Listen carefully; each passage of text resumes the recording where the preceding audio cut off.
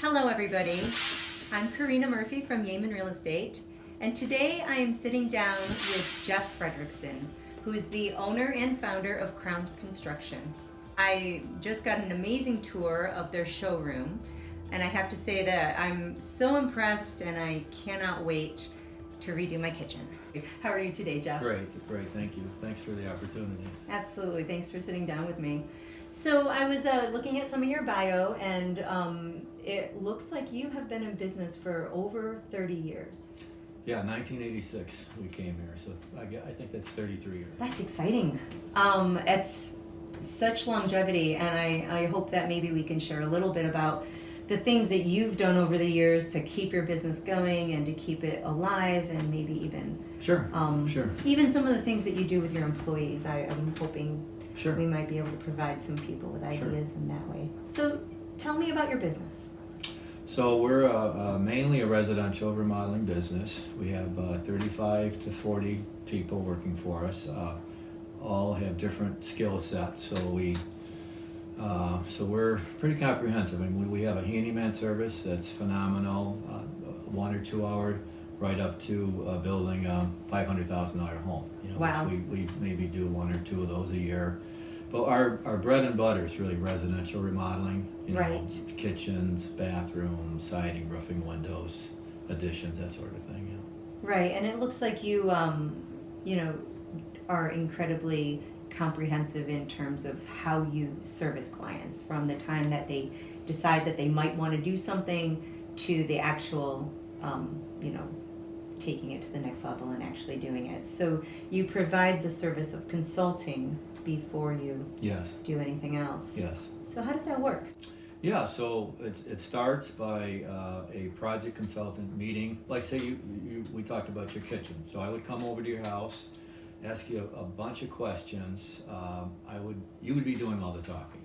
Right. I'd be asking a question, and really I'm taking copious notes, really trying to understand your personality, your needs, because we're all different, right? We all have different.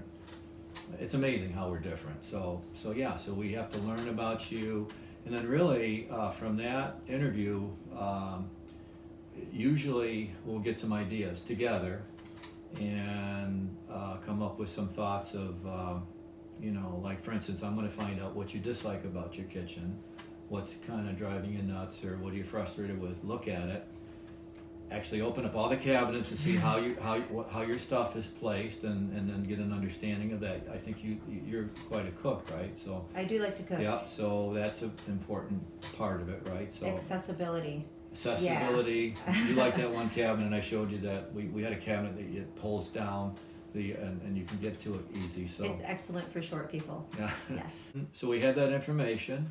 We talk about some ideas, and based on what you want, the next point would be to get it in the computer, and the software today's as you saw in one of the offices. It's amazing software that we can put your kitchen on a 3-dimensional model, take the roof off, look at it from above, look at the whole house and how the traffic flow is. And most people, I think, have a hard time visualizing something finished. So these tools are just incredible. So we put it on that, and then once you see what you like, we can narrow it down. We of course got to pick out products. And your showroom really concisely has all your products that you have available shown in a way that is accessible to everybody, which I'm super impressed with too.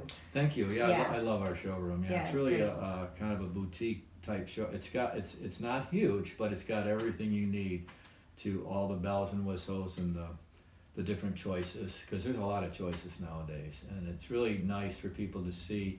The worst thing in the world, my first addition I ever built in Manly, I started a company Manly's, and I built the whole thing.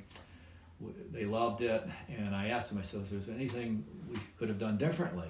And in the addition, we've had a wall of brick with a fireplace, and the gal said, well, I wish we had thought to put some sconces on the brick.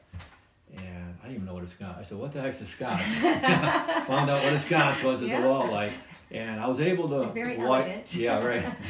Yeah, so, but we're able to do it, but it was very difficult. And then that was a good lesson. Yeah, nowadays we want you to have all your options so we get it right the first time. So you don't see something later on in a showroom, oh, I wish I'd done that. That would be terrible.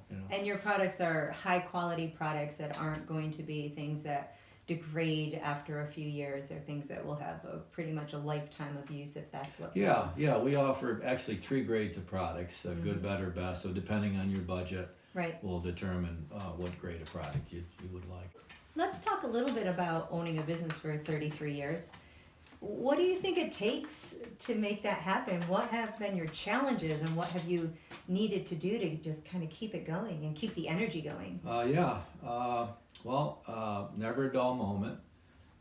It's always exciting. One of my greatest benefits or things that we've done here is really hiring the right people. I have just phenomenal people.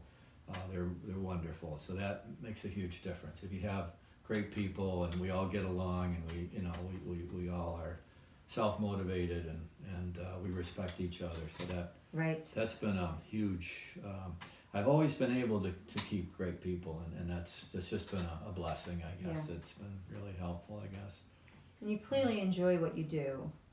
It's it's clear in just the fact that I'm sure that the construction business has evolved a lot since you opened. Sure. So just in terms of even keeping up with the latest software, all of the different products that are so much more designed for ease and comfort. We've taken all the aging in place courses so we understand universal design, making your house safer no matter who lives there, whether they're young, old, handicapped, disabilities.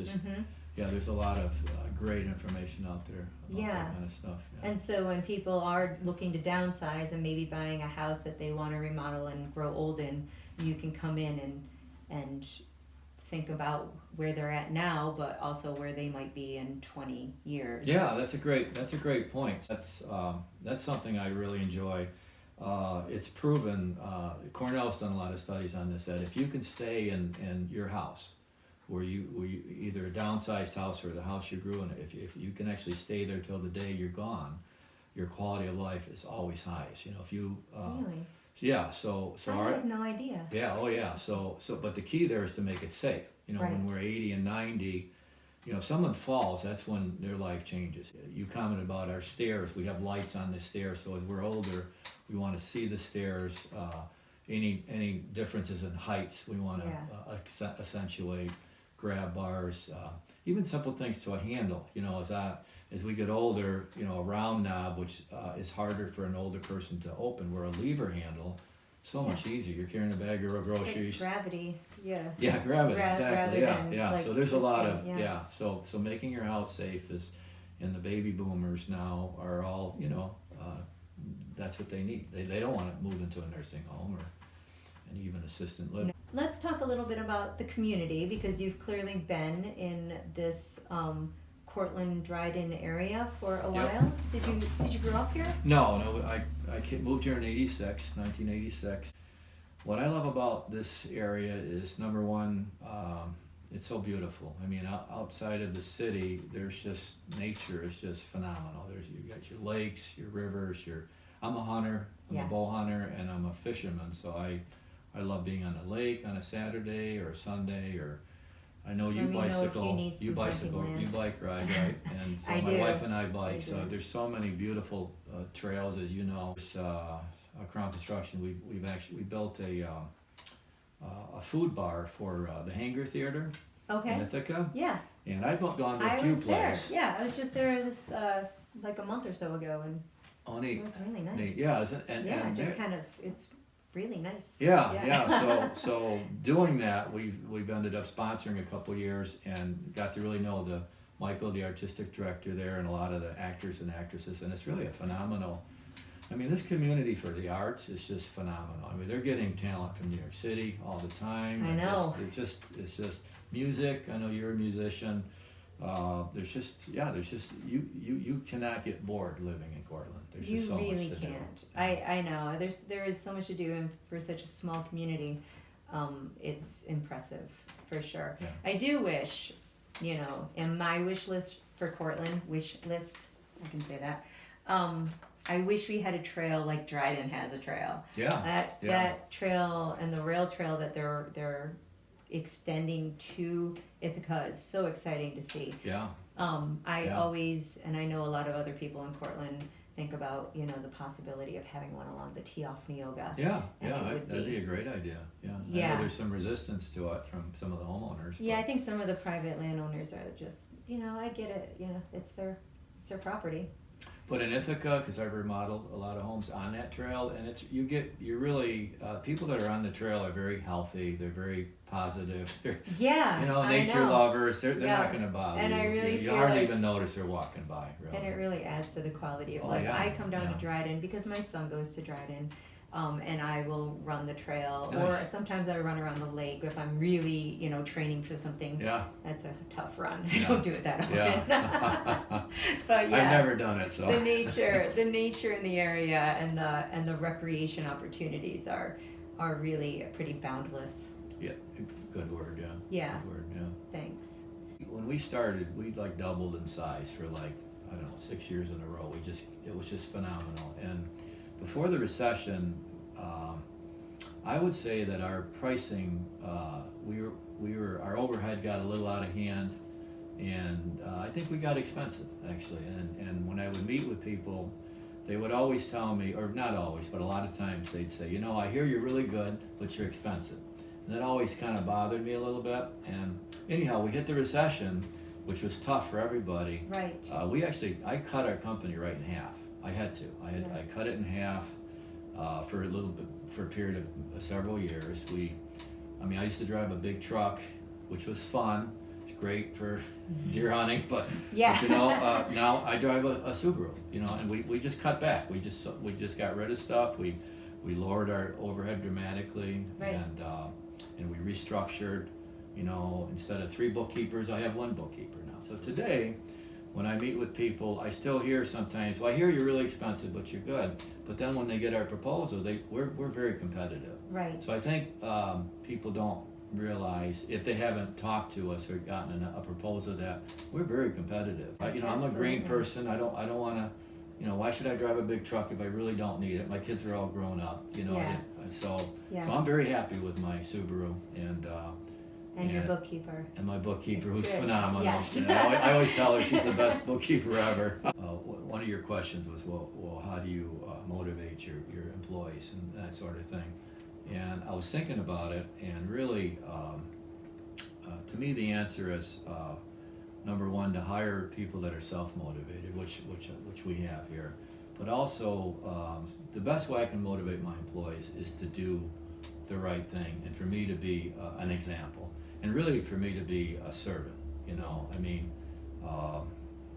and I guess that's back from my Christian background. But you know, Christ said to be the greatest leader, you have to be the greatest servant. So if I do a good job of just doing what I'm supposed to do, I don't have to motivate it, because they say, well, if he can do it, I can do it. You lead by example. Yeah, there you go. I guess that's what I'm trying to say. And it also looks like you do what you need to do to make their job easier. You know, you give them this great showroom, you give them, you know, really beautiful spaces to work, and I'm sure all of that is motivating also. And you have a great company with a great name, and I'm sure there's a lot of pride.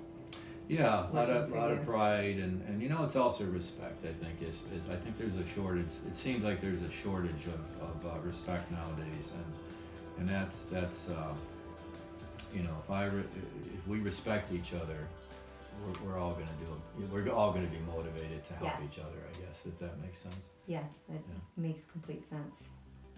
Well, we're going to wrap this up because, you know, we are probably past our 15-minute mark. But what a week for us. I mean, we met, and now we've had an interview, and I really appreciate the time that you've taken. It's been such a pleasure. And I really look forward to referring you to people in the future, and hopefully having you do some. Likewise. I know you're doing a great job at Yeaman Real Estate. Thank you. Yeah, I'm going to be referring you as well. I appreciate it, Jeff. All right. Thanks again. Thank you.